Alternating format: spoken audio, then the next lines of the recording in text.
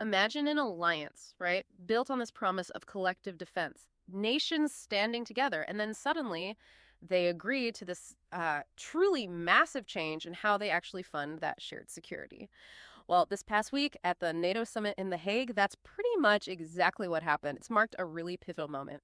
Welcome to the deep dive. Today, we are going deep into that summit. We're focusing on these, frankly, dramatic new defense spending targets and also the, let's say, powerful influence that really pushed them through and what it all means for, transatlantic security going forward. We're pulling our insights today from reports by Newsweek and AP News, pretty sharp analysis from the Dispatch, and also those briefing documents that laid out the core facts. So, our mission for you today, we want to cut through the complexity here, give you a clear, concise, but still, comprehensive understanding of these agreements. We'll look at the different angles, the perspectives, and the pretty significant challenges ahead. Hopefully you'll walk away with a much richer grasp of this really vital alliance. Okay, so let's jump right in. The biggest headline from The Hague, the one causing all the buzz. NATO members have committed to raising defense spending.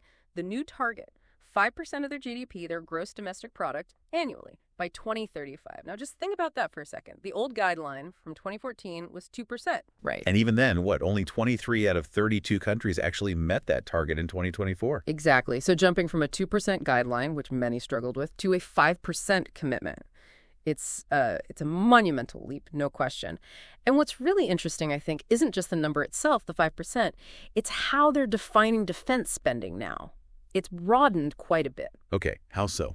Break down that 5% for us. Sure. So it's split quite precisely. Right. You've got 3.5% designated for what they call core defense requirements. This is, the traditional stuff. Countries' own troops, their equipment, making sure they're ready for battle, and crucially, fulfilling NATO's specific capability goals for collective defense. Think of it as the real hard power foundation. Right. The tanks, the planes, the soldiers, Hurts. the sharp end. So what's the other 1.5% for then? That sounds like where maybe the newer thinking comes in. That's exactly right. The remaining 1.5% is for broader defense and security-related spending. And this is where the definition really expands. It acknowledges that, security threats today aren't just military in the old sense. So this bucket covers things like cybersecurity, which is huge now, military mobility. That means, practical things like upgrading roads, bridges, railways, so troops and heavy gear can move fast across Europe if needed. Okay, logistics. Makes sense. And then there's this term, whole-of-society resilience. Right, I've heard that phrase a lot lately. What does that actually mean on the ground? What kind of spending counts there? It's pretty broad, actually. It's about making sure the entire country, not just the military, can withstand shocks. Think securing critical infrastructure. Power grids, communications. Exactly. Energy, comms, supply chains, protecting them from attacks, both physical and hybrid attacks like cyber or disinformation campaigns.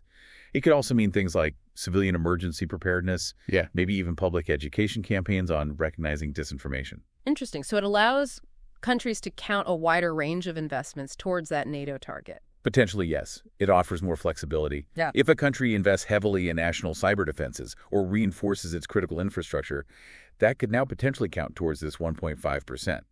But, there's a flip side. Does it blur the lines? Could it lead to, let's say, creative accounting, where spending isn't purely military readiness?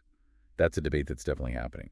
Valid point. So, looking at where countries are starting from, you mentioned only 23 hitting the old 2% target. Who's currently leading the way, and who has the biggest mountain to climb to get to 5%?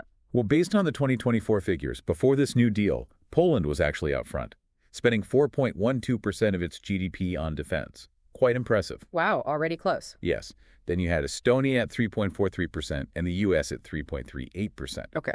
But on the other end of the spectrum, countries like Belgium, Canada, Italy, Spain, they were all spending less than 1.5%. Less than 1.5%. So for them, going to 5% is, it's not just a stretch. It's a complete overhaul of national priorities, isn't it? Absolutely. It requires a fundamental shift in their budgets, potentially moving significant funds away from other areas. It's a drastic change.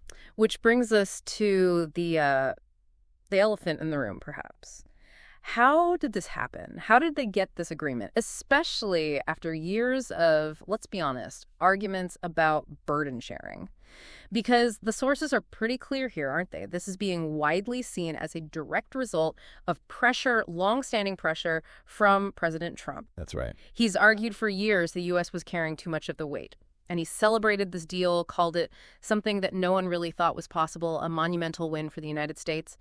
He even projected it adds over $1 trillion a year to collective defense. Yes, the Trump effect, as it's being called, is really highlighted across the board in the reporting. It's seen as the primary driver. You even had NATO Secretary General Mark Rutte publicly crediting President Trump. He basically said, would this have happened if Trump hadn't been reelected? He thought Trump deserved all the praise. That's a pretty direct statement from the head of NATO. Very direct. And it wasn't just Rutte, was it? Other leaders were saying similar things. Oh, yes. Leaders like Finnish President Stubb, Poland's President Duda, Estonia's Prime Minister Michal, they all echoed that sentiment, pointing to Trump's leadership or pressure, depending on how you frame it. There was even that moment where Lithuanian President Nausėda sort of riffed on Trump's slogan, suggesting NATO's motto could be "Make NATO Great Again." Right. I saw that. Quite a moment. And back in the U.S., this wasn't a partisan thing either. Lawmakers from both parties, people like Speaker Mike Johnson, Senator Jim Risch, they hailed it as well. They saw it as ending, quote, free rides and making NATO stronger overall. A real consensus in Washington on this point. It sounds like the atmosphere at the summit itself was different this time compared to his first term. Reports called it far chummier, with allies using flattery and praise, almost like a deliberate strategy. Yes. Some reports described it as hardcore choreography, a concerted effort by allied leaders to, perhaps, manage the relationship and ensure a positive outcome, keep the alliance pulling in the same direction, despite any underlying friction. But even with all that choreography and broad agreement, not everyone signed on enthusiastically, right? There was some dissent. That's crucial, yes. Despite the declaration saying allies commit, there seems to be some wiggle room is how one analysis put it. Spain was the most prominent example. Prime Minister Pedro Sánchez openly said Spain would not be able to meet the 5% target.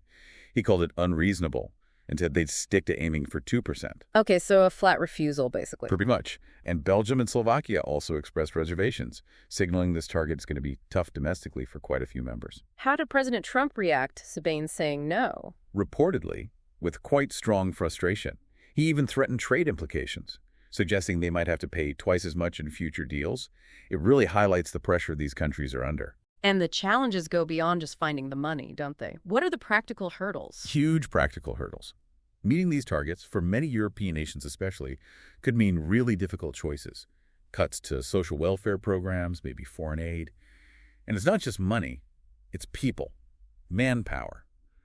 Germany, for instance, estimates needing an extra 80,000 troops to meet its new obligations. 80,000. Where do they find them? Well, that's the big question. It could very realistically mean bringing back some form of compulsory military service or conscription in countries that haven't had it for years. That has massive societal implications. So yeah, the financial target is just the start. So beyond the spending figures and the politics around them, what about the bigger picture, the actual security commitments? Was there movement on Article 5? Yes, and that was seen as a really crucial outcome. The summit reaffirmed NATO's ironclad commitment to collective defense as enshrined in Article 5. That's the core principle. An attack on one is an attack on all. Which was important because President Trump had in the past questioned or seemed hesitant about automatically invoking Article 5.